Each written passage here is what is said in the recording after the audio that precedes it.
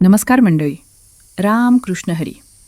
आज आपण एका अशा अद्भुत, रहस्यमय आणि मोक्षदायक तिथीबद्दल बोलणार आहोत, जिचे नाव आहे जया एकादशी. आपल्या हिंदू संस्कृतीत एकादशीचे व्रत हे सर्वात श्रेष्ठ मानले जाते. पण जया एकादशी ही काही सामान्य एकादशी नाही. ही तीच एकादशी आहे जी मोठमोठ्या संकटातून, अगदी पिशाच्य योनीतून सुद्धा जीवाला मुक्त करते. आजची ही कथा मी तुम्हाला अशा पद्धतीने सांगणार आहे की तुम्हाला वाटेल तुम्ही स्वतः त्या काळात, त्या प्रसंगात उपस्थित आहात. ही कथा फक्त एक नियम किंवा विधी नाही, तर ही प्रेम, शाप, पश्चात्ताप आणि भगवंताच्या असीम कृपेची एक अतिशय रोमांचक गाथा आहे. माझ्या लाडक्या भगिनींनो आणि भावांनो, तुम्ही दिवसभर काम करून थकला असाल, मनावर ताण असेल, तर आता थोडा वेळ सगळं विसरून जा. डोळे मिटून घ्या किंवा फक्त या कथेच्या प्रवाहात स्वतःला सोडून द्या. ही कथा इतकी प्रभावशाली आहे की पद्मपुराणात स्वतः भगवान श्रीकृष्णांनी युधिष्ठिराला सांगितले आहे की जो कोणी जया एकादशीची ही पावन कथा श्रद्धेने ऐकतो किंवा इतरांना ऐकवतो, त्याला अश्वमेध यज्ञाचे पुण्य मिळते आणि त्याच्या कुळातील अतृप्त आत्मे मोक्षाला जातात. म्हणून ही कथा शेवटपर्यंत ऐकणे म्हणजे स्वतःच्या आणि पूर्वजांच्या कल्याणाचा मार्ग उघडणे आहे. चला तर मग सुरुवात करूया. फार फार वर्षांपूर्वीची गोष्ट आहे. ठिकाण होतं साक्षात स्वर्गलोक. मंडळी, स्वर्ग म्हणजे काय? जिथे दुःखाचा लवलेश नाही, जिथे म्हातारपण नाही, जिथे फक्त आनंद, उत्सव आणि सौंदर्य आहे. स्वर्गाचा राजा इंद्र आपल्या अलिशान दरबारात विराजमान होता. तुम्ही कल्पना करा, तो दरबार किती भव्य असेल. सोन्याचे खांब, त्यावर हिरे माणकांचे नक्षीकाम आणि हवेत मंद असा पारिजातकाचा सुगंध दरवळत होता. तिथे गंधर्व गात होते, अप्सरा नाचत होत्या. सगळीकडे संगीताचे सूर आणि नुपुरांचा मंजूळ नाद घुमत होता. इंद्राच्या या नंदनवनात अनेक गंधर्व आणि अप्सरा होत्या. पण त्या दिवशीची गोष्ट काही वेगळीच होती. त्या दिवशी इंद्राची इच्छा झाली की काहीतरी विशेष नृत्य आणि गायन व्हावे. त्याने आपल्या सेवकांना आदेश दिला की सर्वात उत्तम गंधर्व आणि सर्वात सुंदर अप्सरेला बोलावून आणा.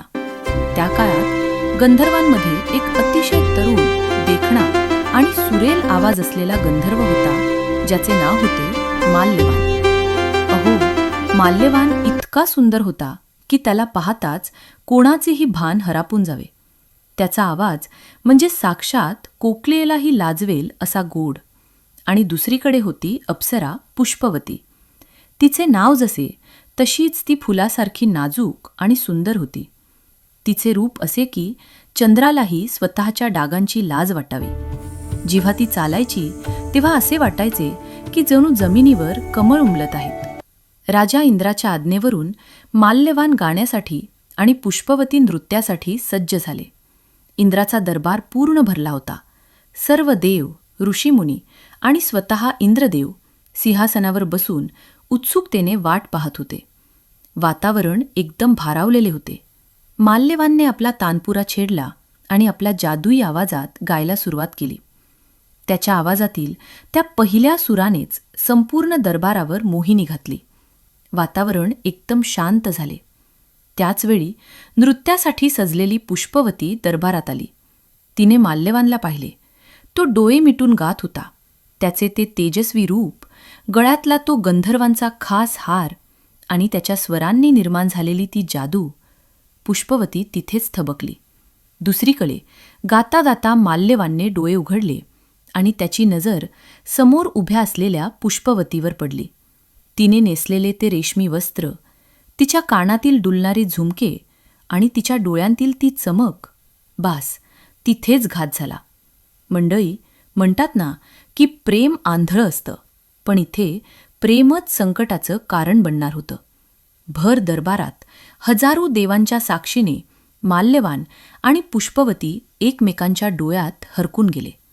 माल्यवान गात होता, पण त्याचे चित्त आता सुरांवर नव्हते, तर पुष्पवतीच्या रूपावर होते.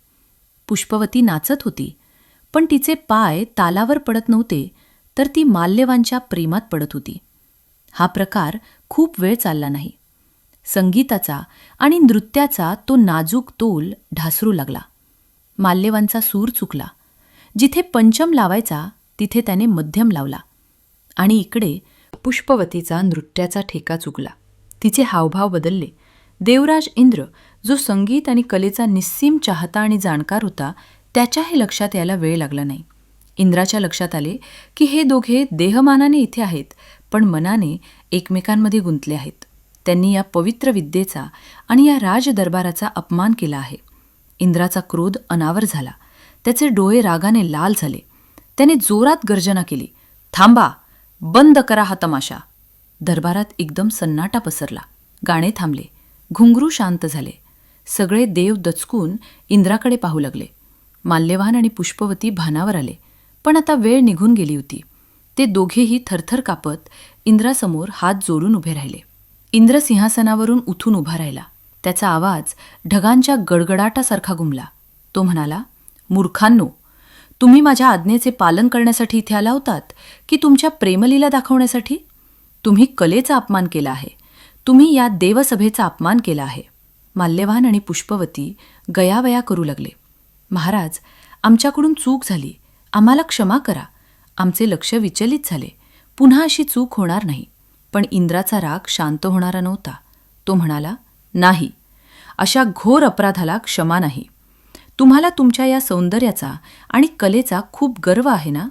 हाच गर्व आता तुमची शिक्षा बनेल." इंद्राने शाप दिला. "मी तुम्हाला शाप देतो की तुमचे हे सुंदर रूप नष्ट होईल. तुमचे हे गंधर्व आणि अप्सरा शरीर नाहीसे होईल.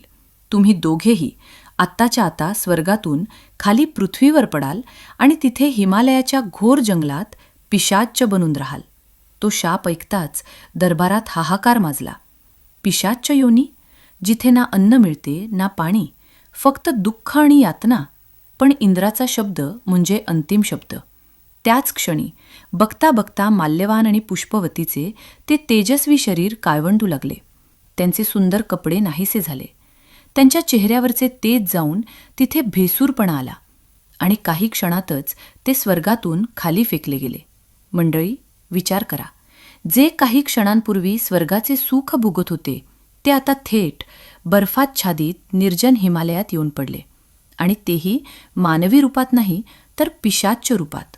त्यांचे रूप इतके भयानक झाले होते की ते एकमेकांकडे बघायलाही घाबरत होते.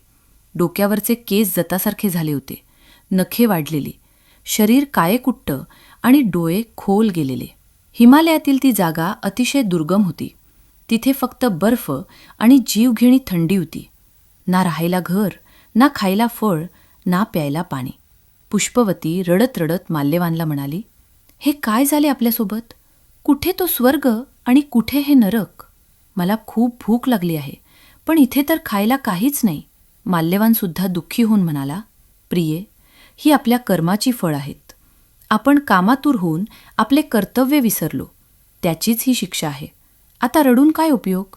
दिवस जात होते, पण त्यांचे दुःख कमी होत नव्हते. पिशाच्च योनीमध्ये त्यांना तहानभूक लागत होती, पण ती शमत नव्हती. ते रानावनात भटकत, पण त्यांना शांती मिळत नव्हती. एकमेकांवरचे ते प्रेम आता दुःखात बदलले होते. असेच दिवस लोटत होते. आणि मग तो दिवस उजाडला ज्याने त्यांचे नशीब बदलणार होते. तो महिना होता माघ महिना. माघ महिन्यातील शुक्ल पक्षाची एकादशी आली. मंडळी, माघ महिना हा तसाही खूप पवित्र मानला जातो. पण हिमालयात तो काळ म्हणजे मृत्यूचा सापळाच असतो. थंडी इतकी होती की रक्ताचे पाणी होईल. त्या दिवशी सकाळीच माल्यवान आणि पुष्पवती एका पिंपळाच्या झाडाखाली बसले होते. थंडीने त्यांचे शरीर कापत होते. दात कडकड वाजत होते. त्या दिवशी त्यांना खायला काहीच मिळाले नाही. शिकार मिळाली नाही, कंदमुळं मिळाली नाहीत. त्यांनी दिवसभर काहीच खाल्ले नाही. म्हणजे नकळत का होईना त्यांचा उपवास घडला. सूर्य मावळला आणि रात्र झाली. ती रात्र भयंकर होती. सोसाट्याचा वारा वाहत होता. बर्फ पडत होता. झोप येणे शक्यच नव्हते. थंडीमुळे आणि भुकेमुळे ते दोघे रात्रभर जागे राहिले. ते फक्त आपल्या दुर्दैवाला कोसत, रडत आणि देवाचा धावा करत बसले होते. "हे भगवंता, या नरकातून आमची सुटका कर. आम्ही काय पाप केले होते की आम्हाला ही शिक्षा मिळते?" आता इथे एक गंमत बघा. भगवंताची लीला किती अगाध आहे. शास्त्रात जया एकादशीचं व्रत कसे करायचे सांगितले आहे. तर दशमीच्या रात्रीपासून सात्विक आहार, एकादशीला कडकडीत उपवास आणि रात्री जागरण, रात्रभर जागे राहणे करून विष्णूचे नामस्मरण करणे. या दोघांना हे व्रत करायचे नव्हते, पण परिस्थितीने त्यांच्याकडून हे व्रत करवून घेतले. 1. त्यांनी दिवसभर काही खाल्ले नाही, निराहार उपवास झाला. 2. थंडीमुळे ते रात्रभर झोपले नाहीत, जागरण झाले. 3. दुःखात का होईना पण त्यांनी पश्चाताप केला आणि वर बघून देवाची आठवण काढली. अशा प्रकारे नकळतपणे त्यांच्या हातून जया एकादशीचे महाव्रत पूर्ण झाले. दुसऱ्या दिवशी द्वादशीची पहाट झाली, सूर्य उगवला आणि मग काय आश्चर्य! अचानक आकाशातून एक दिव्य प्रकाश त्या पिंपळाच्या झाडाखाली उतरला. तो प्रकाश इतका प्रखर होता की सुरुवातीला त्यांना काहीच दिसेना. त्या प्रकाशातून शंख, चक्र, गदा, पद्म धारण केलेले भगवान विष्णूंचे पार्षद, दूत प्रकट झाले. त्यांनी माल्यवान आणि पुष्पवतीकडे पाहिले. त्याच क्षणी एक चमत्कार झाला. त्या दोघांचे ते भेसूर, कुरूप, काळेकुट्ट पिशाच्च शरीर गळून पडले आणि त्यातून पुन्हा एकदा त्यांचे मूळचे, अत्यंत तेजस्वी आणि सुंदर गंधर्व आणि अप्सरेचे रूप प्रकट झाले. पुष्पवतीने आपले हात पाहिले. ते पुन्हा कोमल झाले होते. तिने आनंदाने माल्यवानकडे पाहिले. तो पुन्हा पूर्वीसारखाच देखणा गंधर्व दिसत होता. त्या दोघांना आपल्या डोळ्यांवर विश्वास बसेना. विष्णुदूतांनी आकाशातून एक विमान खाली आणले आणि त्यांना सांगितले, हे गंधर्व आणि अप्सरा हो, तुमच्या हातून नकळत माघ शुक्ल एकादशीचे म्हणजेच जया एकादशीचे व्रत घडले आहे. या व्रताच्या पुण्याने तुमचा पिशाच्च योनीचा शाप नष्ट झाला आहे. आता तुम्ही शुद्ध झाला आहात. चला, भगवान विष्णूंच्या कृपेने तुम्हाला पुन्हा स्वर्गात जाण्याची परवानगी मिळाली आहे. माल्यवान आणि पुष्पवतीचे डोळे आनंदाश्रूंनी भरून आले. त्यांनी भगवान विष्णूंच्या दिशेने साष्टांग नमस्कार केला. धन्य ती एकादशी आणि धन्य ते भगवान विष्णू असे म्हणत ते त्या दिव्य विमानात बसले. विमान आकाशात झेप घेऊ लागले. हिमालय मागे पडला, ढग मागे पडले आणि ते पुन्हा स्वर्गाच्या दारात पोहोचले. इंद्राच्या दरबारात पुन्हा एकदा तेच वातावरण होते. जेव्हा माल्यवान आणि पुष्पवती आत प्रवेश करते झाले तेव्हा इंद्रदेव थक्क होऊन बघतच राहिले. त्याला वाटले होते की हे दोघे हजारो वर्ष पिशाच्च होऊन सडतील. पण इतक्या लवकर आणि इतक्या तेजस्वी रूपात ते परत कसे आले? इंद्राने आश्चर्याने विचारले. माल्यवान, पुष्पवती, माझा शाप तर वज्रासारखा कठोर होता. त्यातून तुमची सुटका कोणी केली? कोणत्या देवतेने तुम्हाला हे नवीन जीवन दिले? तेव्हा माल्यवानने अत्यंत नम्रपणे हात जोडले आणि म्हणाला, हे देवेंद्र, आपल्या शापाने आम्ही खरोखरच नरकयातना भोगत होतो. पण देवाधिदेव भगवान श्रीहरी विष्णूंच्या कृपेने आणि जया एकादशीच्या प्रभावाने आमचा हा शाप जळून खाक झाला. आम्ही नकळत या एकादशीचे पालन केले आणि त्या पुण्याने आम्हाला पुन्हा हे देवत्व प्राप्त झाले आहे. हे ऐकून इंद्रालाही खूप आनंद झाला आणि पश्चातापही. तो सिंहासनावरून खाली उतरला आणि म्हणाला, खरोखरच जो माणूस किंवा देवता एकादशीचे व्रत करतो आणि भगवान विष्णूची भक्ती करतो तो मलाही पूजनीय आहे. तुम्ही आता पवित्र झाला आहात. तुम्ही आता सुखाने इथे स्वर्गात राहू शकता.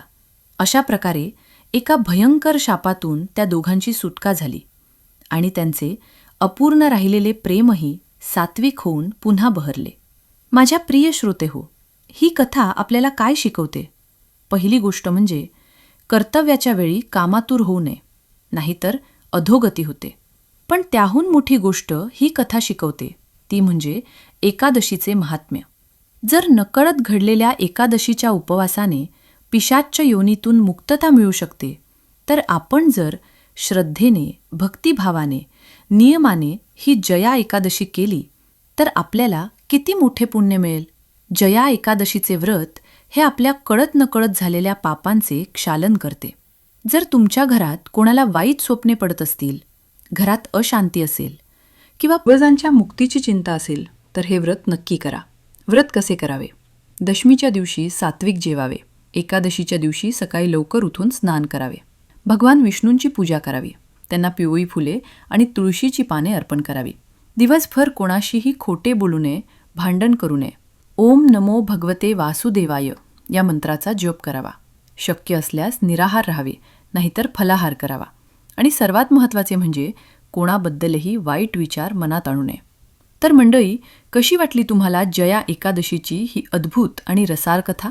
मला खात्री आहे हे ऐकून तुमचे मन प्रसन्न झाले असेल आणि एकादशी करण्याचं बळ तुम्हाला मिळालं असेल.